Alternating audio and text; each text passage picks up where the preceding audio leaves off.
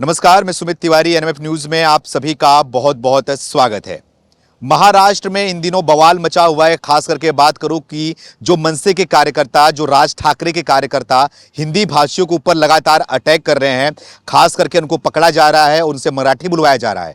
अगर वो मराठी नहीं बोल पा रहे हैं तो वहीं उनको थप्पड़ पे थप्पड़ बरसाए जा रहे हैं। खास करके मुंबई की भाषा में बोलूं तो कान के नीचे उनको लगाया जा रहा है। इसके बाद से जो है देश भर के अंदर बवाल मचा हुआ है। लोग उस पर सवाल भी उठा रहे हैं और कई लोग ये भी बोल रहे हैं कि जो वहां पर मुसलमान रहते हैं उनको भी तो मराठी बोलने नहीं आता, तो क्या मनसे के कार्यकर्ता उनको भी मारेंगे? क्या मनसे के कार्यकर्ता उन तक जाएंगे, उनसे भी मराठी पूछेंगे? अगर उनको मराठी नहीं आएगी तो क्या उनको मारने की हिम्मत रखते हैं, या फिर मुसलमानों से जो है वो मनसे के कार्यकर्ता डरते हैं? इसे मुद्दे बातचीत करने के लिए हमारे साथ में स्वाति तिवारी जी मौजूद हैं। उनसे बातचीत करूंगा और जानने की कोशिश करूंगा कि इस तरीके का माहौल क्यों बनाया जा रहा है। क्या महाराष्ट्र में चुनाव आ गया है, बीएमसी का चुनाव आ गया है, इसलिए इस मुद्दे को फिर से उठाया जा रहा है, या फिर क्या वजह है इसकी? इन सारे मुद्दों पर बातचीत करेंगे। स्वाति जी, आपका हमारे चैनल में स्वागत है। क्या कहना चाहोगी? ये एक बार फिर से मनसे के कार्यकर्ता कर बोले या फिर मनसे के गुंडे बोले, वो खास करके यूपी बिहार के लोगों को टारगेट कर रहे हैं, हिंदी भाषियों को टारगेट कर रहे हैं। उनको मराठी ना आ रहा है इसलिए उनको मारा जा रहा है। क्या कहना चाहोगे? सबसे पहले तो यही कहना चाहूँगी कि ये काम राज ठाकरे का आप नाम मत लो, आप पूरी की पूरी शिवसेना का नाम लो। मैं इसलिए कह रही हूँ क्योंकि राज ठाकरे अब अकेले काम नहीं कर रहे हैं। ये वाला काम अपनी राजनीति के आखिरी पड़ाव पे, अपने राजनीतिक अस्तित्व को बचाने के लिए उद्धव ठाकरे की सेना भी यही काम कर रही है। और ये काम आज से नहीं हो रहा है। शिवसेना की नींव जब से पड़ी है, आप बाला साहब ठाकरे के समय से ले लो। मुझे बहुत अच्छे से याद है, मैं उस समय कॉलेज के दौरान जब थी, मैं अपनी स्कूलिंग और कॉलेज कर रही थी, उस दौरान भी उत्तर भारतीयों और दक्षिण भारतीयों को महाराष्ट्र से कैसे मार मार के भगाया गया था भाषा के नाम पे, वो हम सबको याद है। और ये 1950 के दशक से हो रहा है सुमित। ये आज और कल की बात नहीं है। ये अभी उफान इसलिए मार रहा है क्योंकि एक तो आपने बोला कि बीएमसी का चुनाव है, और शिवसेना के जो दोनों तीनों गुट बोले, मेन रूप से दो गुट बोले, दोनों भाई जो बोले, बाला साहब ठाकरे की विरासत को लेने वाले, ये लोग अपनी राजनीति बचा रहे हैं। और इनकी राजनीति की धुरी बस यही है कि मराठा अस्मिता, जो बात अस्मिता की है भी नहीं, उसको जबरदस्ती अस्मिता से जोड़ करके और ये जो राजनीति करने का खेल कर रहे हैं, ये बहुत अच्छे से समझ ले कि ये राजनैतिक जो ये रोटी सेक रहे हैं, ये रोटी पूरी तरह से जली हुई मिलेगी। अच्छा। पूरी तरह से, क्योंकि कुछ नहीं होने वाला है। अगर आपकी औकात है तो आप सारे उत्तर भारतीय और दक्षिण भारतीयों को महाराष्ट्र से निकाल के दिखा दीजिए। और मेरा चैलेंज है, उसके बाद आप महाराष्ट्र को फिनेंशियल कैपिटल ऑफ इंडिया है ना, वो स्टेटस आपका बनाए रखे। आपकी इतनी औकात नहीं है, आपकी इतनी औकात नहीं है, आपकी सोच इतनी नहीं है। तो मैं तो फिलहाल यही कहूंगी कि ये हिट एंड ट्राई, ये लास्ट जो ये कोशिश कर रहे हैं, ये अपने ही ताबूत में आखिरी कील ठोक रहे हैं। नीतीश राणे ने भी सवाल उठा दिया कि अगर आप पे हिम्मत है तो जो आप हिंदुओं को मार रहे हो, हिंदुओं को पकड़ पकड़ के मार रहे हो, हिम्मत है तो मुसलमानों को मारो। खास करके उन्होंने बोला कि टोपी वाले और दाढ़ी वाले को पकड़ो, उनसे मराठी बुलवाओ, क्योंकि उनको मराठी बोलने आता ही नहीं है, फिर उनको मारो, क्योंकि उनको नहीं मारते, आप डरते हो उनसे। बड़ी दिलचस्प बात है सुमित। इसलिए दिलचस्प बात है क्योंकि हिंदुत्व और सनातन की राजनीति करने वाली शिवसेना जब भाषा के लिए मराठा मानुष के नाम पे अपने अस्तित्व को आगे रखती है, तो बिल्कुल सही नीतीश राणे ने कहा, हिंदुओं को ही टारगेट करती है। और वो कौन से हिंदू? गरीब, पिछड़े, वैसे हिंदू, उन्हीं को टारगेट करती है। बिल्कुल सही बात है। क्या बाला साहब ठाकरे के समय भी जब मार मार करके भगाया जा रहा था उत्तर भारतीयों और दक्षिण भारतीयों को, तो क्या उसमें कोई मुसलमान थे? नहीं। आप जितनी भी इनकी लिंचिंग वर्ड मैं यूज कर रही हूँ, जितनी भी इनकी लिंचिंग देखोगे आज के डेट में राज ठाकरे या उद्धव ठाकरे या बाला साहब ठाकरे के जमाने से, ये सिर्फ जो कमजोर हिंदू हैं उन्हीं पे इनके डंडे बरसते हैं और किसी पे नहीं बरसेंगे। और नहीं तो उन हिंदुओं पे बरसेंगे जो सरकारी नौकरी करने के लिए महाराष्ट्र में कहीं पे डिप्यूटेड है। अब आप बताओ मुझे, हर 3 साल पे से सेंट्रल गवर्नमेंट में ट्रांसफर्स होते हैं, तो कोई बैंक अधिकारी, जो अभी एसबीआई का मामला जहां से ये इस मामले ने फिर से बहुत तूल पकड़ा, तो हर 3 साल पे कर्नाटका जाएगा तो कन्नड़ा सीखेगा, तमिलनाडु जाएगा तो तमिल सीखेगा, महाराष्ट्र जाएगा तो मराठी, हर तीसरे साल पे वो लैंग्वेज की कोचिंग करेगा क्या यह संभव है? ये किसी तरह से संभव नहीं है। और फिर भारत का एक देश के रूप में होने का मतलब क्या रह गया? प्रश्न तो ये भी है ना। तो क्या आप बिल्कुल एक महाराष्ट्र की राजनीति, महाराष्ट्र मानुष अस्मिता, ये बिल्कुल आप पूरे देश से काट करके ले जाना चाहते हैं? और अगर यह पूरे भारत को आप यह संदेश दे रहे हैं, आप महाराष्ट्र को यह संदेश दे रहे हैं, तो बहुत दुखद है। और वाकई में नीतीश राणे के बाद से मैं पूरी तरह से सहमति रखती हूँ कि अगर वाकई में औकात है तो जाकर के आप अपना एक सर्वे कर लीजिए और देख लीजिए। सर्वे करने की क्या जरूरत है? गुंडे तो ऐसे ही लाठी लेके चलते रहते हैं ना, घुस जाए किसी मुस्लिम बाहुल्य क्षेत्र में और चेक कर लें कि कितने बोल रहे हैं मराठी और नहीं बोल रहे हैं, तो चलाने लगे डंडा। फिर जो प्रतिक्रिया, बिल्कुल सही बात, फिर जो प्रतिक्रिया आएगी ये नहीं सह सकते हैं, क्योंकि हर गुंडे का एक बाप होता है, हर गुंडे का एक बाप होता है।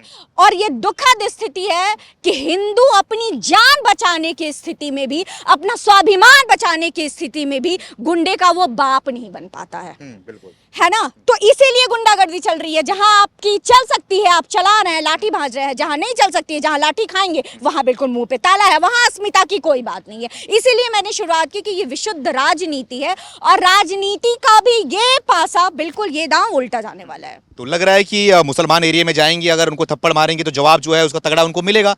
डरते हैं वो मुसलमान से, यही सवाल नीतीश राणे ने उठाया। तो आपको लगता है ये सच है कि मुसलमान से ये लोग डरते हैं, इसलिए वहां पे कभी गए नहीं अभी तक थप्पड़ मारने के लिए? आप बताओ, मैं तो कह रही हूँ हिंदुत्व की राजनीति करने वाले बाला साहब के समय में तो फिर भी हिंदुत्व का बहुत कुछ बचा हुआ दिखता था। आज कहाँ दिख रहा है? राम मंदिर मुद्दे पे हमने देखा कि क्या हुआ, पहलगाम में कैसे कैसे बयान आए। जब हुआ कि धर्म देख करके गोली मारी गई है, तो आप देख लो कि पूरा आघाड़ी का क्या, महाराष्ट्र का के कैसे कैसे बयान आए हैं।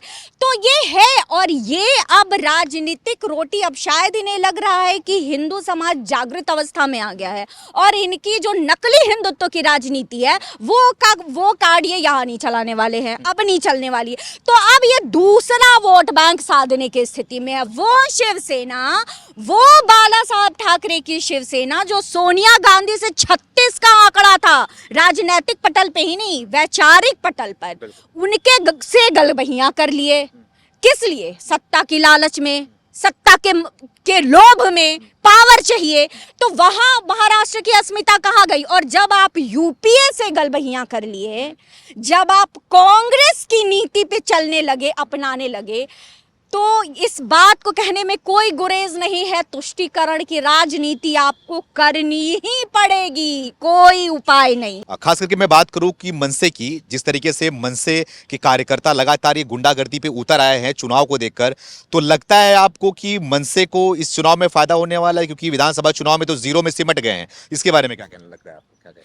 सबसे पहले तो मैं ये बोल दूं, राज ठाकरे की मनसे और नकली शिवसेना, माइंड माई वर्ड, नकली शिवसेना, क्योंकि असली शिवसेना जो है वो तो महाराष्ट्र सरकार में अभी देवेंद्र फडणवीस के साथ है। जो नकली उद्धव ठाकरे वाली शिवसेना है और मनसे राज ठाकरे वाली, जो दोनों भाइयों का राम भरत मिलाप आप देख रहे हैं लगभग 2 दशक के बाद, उसका कारण यही है कि बीएमसी का चुनाव है जो अभी उफान इनके हिलोरे मार रहे हैं, इनकी मराठी अस्मिता। उसका कारण यही है कि बीएमसी चुनाव है, ये बात सही है। और ये अपनी बिखरी हुई, टूटी हुई राजनीति को दोनों भाई समेटने की कोशिश कर रहे हैं। समेटाएगी तो नहीं ही, क्योंकि आपने बिल्कुल कहा, शून्य पे सिमटी हुई राज ठाकरे की मन से जो इनका राजनीतिक दल है, वो शून्य का क्या तात्पर्य हुआ? ये गर्त में है। और वही स्थिति अब उद्धव ठाकरे की है। तभी तो जिस भाई से शिवसेना की सत्ता किसके पास होगी, जिस बात पे दोनों पटीदारों में लड़ाई हुई, राज ठाकरे और उद्धव ठाकरे अलग हुए, वो आज एक दूसरे के आंसू पोंछने के लिए और हाथ में हाथ जोड़ करके मिले सुर मेरा तुम्हारा कर रहे हैं। तो ये इनकी राजनीति बचाने का ही है।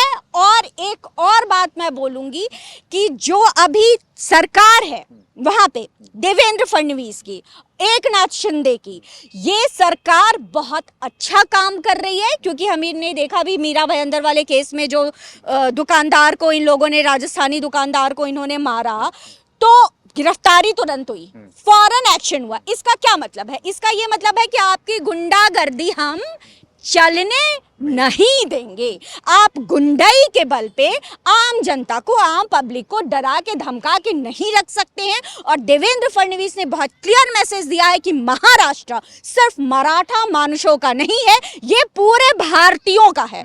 यहाँ पे गैर हिंदी भाषी, हिंदी भाषी, मराठा भाषी सब वैसे ही रहेंगे जैसे देश के और कोनों में रहते हो, और एक साथ ही रहेंगे। देश का सवाल भी यही है कि बॉलीवुड जो है, बॉलीवुड जहाँ से पनपा है वो है मुंबई। मुंबई में सारा स्टेज है, मुंबई में सारे फिल्म सिटी है, वहीं से लोग काम करते हैं। तो क्या फिल्म सिटी को वहाँ से उद्धव ठाकरे और क्या कहते हैं राज ठाकरे और मन से उसको भगाएगी? क्या सलमान खान को थप्पड़ मारेंगे? क्या आमिर खान को थप्पड़ मारेंगे? क्योंकि सारे जो हैं वो हिंदी भाषी हैं, है ना, अच्छे से इनको मराठी भी नहीं आती। तो क्या सवाल यही उठता है, क्या इनको भी हटाया जाएगा, इनको भी भगाया जाएगा, या फिर टारगेट सिर्फ यूपी और बिहार के लोग ही रहेंगे इनसे? मैंने पहले ही कहा कि कमजोर हिंदू इनके टारगेट पे है। और हिंदुत्व और सनातन की जो झूठी वाली राजनीति ये करते हैं, ये बिल्कुल कोरी बकवास बात है। अगर इनके में वाकई में ताकत है तो जावेद अख्तर से मराठी बुलवा ले ना, आमिर खान से बुलवा ले, सलमान खान से बुलवा लेंगे क्या? नहीं बुलवाएंगे। और सच में अगर आपको मराठी अस्मिता, आपकी जो समझ है, कुंद सोच है, उसके अनुसार ये है कि जो मराठा बोलेगा वही मराठा मानुष और वही मराठी अस्मिता, तो आपके में अगर कुव्वत है, आपकी में औकात है, आपकी क्षमता है, तो आपने बिल्कुल सही बात बोला कि आप जो है आप बॉलीवुड को हटा दीजिए। योगी जी तो हमारे ऐसे ही स्वागत करने को तैयार है, फिल्म सिटी बन रही है ना, हो जाए पूरा, देख ले हम भी किसमें कितना दम हो। मैंने बोला कि आप हटा करके और फिर फाइनेंशियल कैपिटल ऑफ इंडिया उसको आप बरकरार रखिए। और सिर्फ बॉलीवुड की बात नहीं है, बात हर कोने की है। आप वहाँ देखो, वहाँ पे वैश्य समाज, मारवाड़ी समाज कितने बड़े तबके पे बिजनेस कर रहा है। आप ये देखो कि वहाँ के मिलों में जो मजदूर तबका है वो मैक्सिमम उत्तर भारतीय हैं। आप ईस्टर्न यूपी ले लो और बिहार ले लो, तो आप कैसे भगाओगे? और आप भगा करके कौन चलाएगा? राज ठाकरे चलाएंगे क्या चरखा वहाँ पे? कर लेंगे क्या? या इनके मनसे के जो कार्यकर्ता हैं वो सारा काम जो है वो हर सारे फैक्ट्रीज में जा करके कर लेंगे? नहीं कर सकते।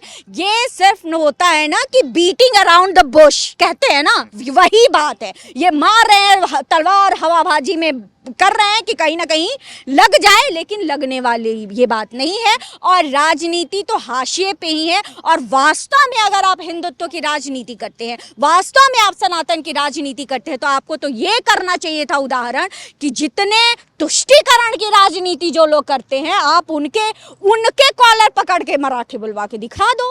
आप क्यों हिंदुओं के कॉलर पकड़ रहे हो? अगर आप हिंदुत्व की राजनीति होती, अगर आप वास्तव में मराठी अस्मिता की बात करते, तो आप ये करके दिखा दो, मैं मान लूंगी, शायद मैं भी आपका साथ दे दूं। बिल्कुल। इसके पहले भी देखा गया है, इससे पहले से भी राज ठाकरे लगातार ये बयानबाजी करते थे कि यूपी बिहार के लोग यहाँ पर जो है लोटा लेके आते हैं और बोरिया भर कर लेके जाते हैं यूपी में। तो जिस तरीके से बार बार बयानबाजी आती थी, और खास करके जो रेडी पेट्री लगाते थे उनको भी मार मार के कई बार भगाया गया है, कई बार उनके रेडी पेट्री को जो है वो फेंक दिया गया है गरीबों को। तो लगातार ये जो टारगेट होते हैं यूपी बिहार के लोग, जलील होते हैं मुंबई के अंदर, तो इनके साथ में किसको खड़ा होना चाहिए? क्या यूपी बिहार के जो राजनेता है उनको खड़ा नहीं होना चाहिए? जो मुख्यमंत्री हैं, योगी आदित्यनाथ की बात करूं, बिहार के मुख्यमंत्री की बात करूं, तमाम हिंदी भाषियों की बात करूं, तो इनको आगे आकर इनके लिए सपोर्ट में कुछ बोलना नहीं चाहिए आपके हिसाब से? अभी अगर मैं गलत नहीं हूँ तो लगभग 3-3.5 साल पहले तमिलनाडु में भी ऐसा ही वारदात हुआ था। और नीतीश बाबू ने कांटेक्ट किया था चीफ मिनिस्टर को वहाँ के, और कहा था कि ये क्या है, आप स्पष्टीकरण दें। और चीफ मिनिस्टर को आगे आ करके और स्पष्टीकरण भी देना पड़ा था और एक्शन भी लेना पड़ा था। अभी बात क्या है कि बिहार में, यूपी में, महाराष्ट्र में, तीनों जगह है हमारी एनडीए की सरकार, तीनों जगह है।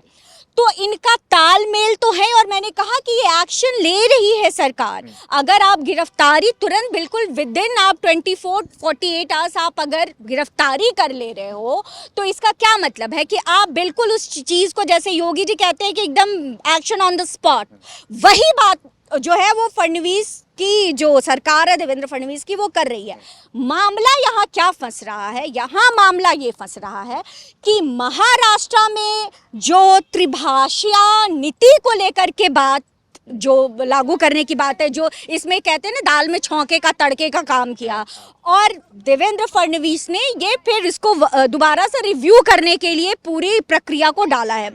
तो यहाँ पे मुझे ये लगता है कि राज ठाकरे की मनसे और उद्धव ठाकरे की शिवसेना, इन्हें ये लगता है कि इनको हम झुका देंगे, है ना। जब इन्होंने रिव्यू की बात की तो मुझे ये लगता है कि इनको लगता है कि ये झुका देंगे और इनकी गुंडाई जो है वो चल जाएगी, लेकिन ये चलने वाली नहीं है। एक और बात मैं देवेंद्र फडणवीस से, एक उत्तर भारतीय, एक बिहारी होने के नाते रिक्वेस्ट करूंगी कि जो योगी बाबा का मॉडल है ना, बुलडोजर मॉडल, जो लोग मार रहे हैं ना, थपड़िया रहे हैं और जो डरा धमका रहे हैं और मार रहे हैं, 2-4 के घरों पर चला दीजिए बुलडोजर, अपने आप शांत हो जाएंगे। गुंडाई कंट्रोल में है ना, यूपी में सबसे ज्यादा गुंडा प्रदेश जो था वो है ना कंट्रोल में। यही काम करें ये मनसे के जो हैं वो कार्यकर्ता। और एक और बात कि अगर वास्तव में ये मराठी अस्मिता और भाषा की बात करते हैं, तो मैं चैलेंज देती हूँ राज ठाकरे के पूरे दल को कि क्या 100% आपके कार्यकर्ता मराठी फ्लुएंट, बिल्कुल विशुद्ध मराठी बोल सकते हैं क्या? और अगर नहीं बोल सकते हैं तो पहले तो जो कार्यकर्ता जो नहीं बोल सकते हैं ना, उनको डंडे मार के अपने दल से बाहर कीजिए, उसके बाद बाकी महाराष्ट्र में मराठी अस्मिता बचाने की बात कीजिएगा। बिल्कुल, आपसे सवाल यही है मेरा भी कि राज ठाकरे की जैसे बात किया आपने, तो क्या राज ठाकरे को सिर्फ हिंदी भाषियों से दिक्कत है या फिर अंग्रेजी वालों से भी दिक्कत है? क्योंकि जो उनके नाती पोते हैं और जो उनके बेटे हैं वो भी इंग्लिश मीडियम से पढ़े हैं, जो उनके पोते हैं, जो उनकी जो वो है फैमिली है वो भी इंग्लिश मीडियम से पढ़ी और लगातार पढ़ रहे हैं। राज ठाकरे भी बड़े बड़े ब्रांड, इंग्लिश ब्रांड के कपड़े पहनते हैं, परफ्यूम लगाते हैं, तो उससे कोई दिक्कत नहीं है क्या? सिर्फ हिंदी से ही दिक्कत है उनको? अगले जनरेशन में जाने से पहले उद्धव ठाकरे के पिछले जनरेशन की भी बात कर लेते हैं, तब मामला ज्यादा स्पष्ट होगा। इनके पिताजी, इनके पिताजी जिनका नाम प्रबोधमन ठाकरे, ठाकरे की स्पेलिंग क्या होती है? आप कितने भी बड़े कॉन्वेंट से पढ़े हो, ठाकरे की स्पेलिंग आप लिखोगे या पूरा महाराष्ट्र ठाकरे की स्पेलिंग क्या लिखता है? THAKARE, ठाकरे। इनका क्या है? THACKERAY, elite. ठाकरे में भी these are elite class. Elite ये क्यों है ये समझिए, इनके पिछले का जनरेशन समझिए। इनके पिताजी का नाम जो मैंने लिखा वो भी पहले बाकी मराठा मानुषों की तरह यही THAKARE वाली ही स्पेलिंग लगाते थे, लेकिन इनको चढ़ा साहित्य का नशा, और जो बहुत अच्छा नशा है, और इनको प्रेम हो गया किसी ब्रिटिश उपन्यासकार के साहित्यिक रचनाओं से। उनका नाम था पीसमैन थैकरे, जो स्पेलिंग मैंने बोली, वो वहां से उन्होंने स्पेलिंग उठा करके अपना सरनेम बना दिया। तो जो पार्टी, जो उद्धव ठाकरे, राज ठाकरे अपने सरनेम की अस्मिता नहीं बचा पाए, जिसको मराठी नहीं कर पाए और अंग्रेजियत के प्रभाव में आ गए, वो अगर आज मराठा मानुषों के अस्मिता बचाने की बात करते हैं तो ये सरासर गलत है, महापाप है, और उससे भी बड़ी बात ढोंग है। और बाकी क्या, इनके बच्चे, राज ठाकरे के बेटे ने ग्रेजुएशन में लैंग्वेज लेने में क्यों नहीं मराठी लिया? शायद अगर मैं गलत नहीं हूं तो जर्मन लिया है या फ्रेंच लिया है, कोई यूरोपीय भाषा ली, क्यों नहीं आपने ले ली? आपने अपने बच्चों को मराठी विद्यालय में क्यों नहीं पढ़ाया, महाविद्यालय में क्यों नहीं पढ़ाया? सबको ग्रेजुएशन जो है वो मराठी में ही क्यों नहीं करवाया? नहीं कराया। आपके बच्चे बिल्कुल वर्ल्ड क्लास, टॉप क्लास, जो एकदम बिल्कुल वर्ल्ड, ऑल ओवर वर्ल्ड जो लैंग्वेजेस एक्सेप्टेड है, आप उसमें स्टडी करवाओगे, आप उसमें अध्ययन करवाओगे, और बाकी जो यहाँ पे लोगों को, जो आम जनता, उनको बेवकूफ बनाओगे और बोलोगे कि आप मराठी पढ़ो, मराठी पढ़ो। आपको एक स्टेटमेंट नहीं देने देंगे। अगर उत्तर भारतीय अपनी जिद पे आ गए, आपके मुंह से हिंदी का एक शब्द नहीं बोलने देंगे, तब क्या कीजिएगा? आप आ करके बिहार में चुनाव प्रचार में, आप जा करके महाराष्ट्र से बाहर किसी भी जगह पे मराठी बोल करके दिखा दीजिए, फिर क्या करना चाहिए? पकड़ पकड़ के पीट देना चाहिए? आप अपनी राजनीति मराठी छोड़ करके और किसी भाषा में अगर बोलते हैं और आपको मारा जाता है तो वो राह दिखाने वाला कौन? आप है ना। तो ये फालतू की बात, देश हित राष्ट्र हित की बात करने वाली असली शिवसेना आज किन नकली शिवसेना और राज ठाकरे के मनसे के चक्रव्यूह में फंस गई है, ये महाराष्ट्र की जनता देख रही है और समझ रही है, इसीलिए हर बार इनको 0-0-0 और अंडा मिल रहा है। अब दिल्ली में हम मौजूद हैं और दिल्ली की बात करें, हम उत्तर प्रदेश के अयोध्या मंदिर की बात करें तो तमाम महाराष्ट्र के लोग यहाँ पर घूमने भी आते हैं। अगर यहाँ के लोग भी उनसे पूछ करके अगर बोले कि अगर आप लोग भोजपुरी में बात करो, तो अगर भोजपुरी उनको नहीं आएगी तो क्या लगता है अगर उनके साथ में भी ऐसे मारपीट की जाएगी तो इनको कैसा लगेगा? यही बात मैंने बोली, अगर आपको किसी नीति से दिक्कत है तो नीति को मत लागू, सरकार अपना समझेगी, समझ रही है। और ये जो त्रिभाषा नीति है ये एनडीए सरकार की तो नीति है नहीं, जो मूल लेकर के अभी सब जगह कूदे जा रहे हैं। वो उधर कन्नड़ा भी कूद रहा है, तमिलनाडु भी कूद रहा है, महाराष्ट्र भी में भी राज ठाकरे कूद रहे हैं। तो ये 1967 से चलती हुई लड़ाई है। लड़ाई क्या बोले कि नीति है जिसकी वजह से लड़ाइयां और दंगे हो रहे हैं। तो आपको उस समय चैलेंज करना चाहिए था, आपको उस समय करना चाहिए। और जितने लैंग्वेज सीखे जाएंगे किसी भी बालक के लिए या किसी भी व्यक्ति के लिए, वो तो उतनी ही अच्छी बात है ना। आपका ब्रेन डेवलपमेंट होता है, आप ज़्यादा लोगों से इंटरेक्शन कर सकते हैं। भारत की राजभाषा अभी भी हिंदी ही है, मराठी नहीं है। भारत में अभी भी सबसे ज़्यादा कोई भाषा बोलने वाले लोग हैं तो वो हिंदी ही हैं। और आपने बहुत अच्छा प्रश्न किया कि क्या वो बिहार में जाएंगे तो भोजपुरी बोलेंगे, क्या वो तमिलनाडु में जाएंगे तो तमिल बोलेंगे, कन्नड़ा बोलेंगे, कर्नाटक में नहीं बोल सकते हैं। तो कोई एक भाषा जो जोड़ करके रख सकती है तो वो हिंदी ही है, वो हिंदी है। ये बात आपको समझना पड़ेगा। तब भी हिंदी भाषा आप पे वो भाषा थोप नहीं रहे हैं और ना आपको वो भाषा ना बोलने के लिए आप पे डंडे बरसा रहे हैं। तो कुछ नहीं सीख सकते हैं अगर बिहारियों से, अगर उत्तर प्रदेश के हिंदी भाषियों से, अगर गरीब पिछड़े तबके के हिंदुओं से, तो कम से कम सहिष्णु होना सीख लीजिए, राष्ट्र के हित में एक होना सीख लीजिए और भाषा में मेरी मेरी मेरी छोड़ करके हमारी करना सीख लीजिए। आखिरी में आपसे ये पूछना चाहूंगा कि इन सब का क्या असर पड़ने वाला है चुनाव में? बीएमसी इलेक्शन नजदीक आ गया है, क्या इसका कुछ असर पड़ेगा? हालांकि सफाया तो हो गया राज ठाकरे का, तो क्या इस पे ये सब करके हिंदी भाषियों को मार के फिर से पनप पाएंगे? अब शून्य पे तो है ही। अब मैं ज़्यादा यही आकलन दे सकती हूँ कि सारे सीटों पे जमानत जब्त होगी। अब शून्य के नीचे तो वही हो सकता है ना, नेगेटिव। और नेगेटिव का ये मतलब कि आपकी जमानत हर सीट पे जब्त होगी। और अभी की जो तत्कालीन शिंदे और फडणवीस की सरकार है यही आएगी बीएमसी में, इसमें कोई दो राय नहीं है। और महाराष्ट्र के लिए दिलचस्प बात एक ये भी है कि वहाँ बीएमसी का चुनाव विधानसभा चुनाव से कम महत्ता वाला नहीं होता है, ये नहीं है। और ये आज की बात नहीं है, ये दशकों की बात है। तो यहाँ भी राज ठाकरे तो जो हैं वो तो जाएंगे ही गुइया के खेत में। बाकी जो हमारी शिवसेना उद्धव बाबू वाली है, उद्धव ठाकरे वाली है, उनका भी प्रदर्शन नहीं अच्छा होने वाला है। महाअघाड़ी ये कुछ भी कर ले, ये कोई भी नया झंडा उठा करके चल दे, नहीं होने वाला है। देवेंद्र फडणवीस सरकार बहुत अच्छा काम कर रही है, लोग उनके साथ हैं। और अगर मराठी मानुष की बात करें तो मराठी मानुष भी इस बात को समझ रहा है, तभी लोकसभा, विधानसभा और फिर बीएमसी में एनडीए का साथ ही देगी। बहुत बहुत धन्यवाद हमसे बात करने के लिए। तो देखिए, हमारा जो उद्देश्य है ये इंटरव्यू को पेश करना, किसी भी भाषा का विरोध करना नहीं होता।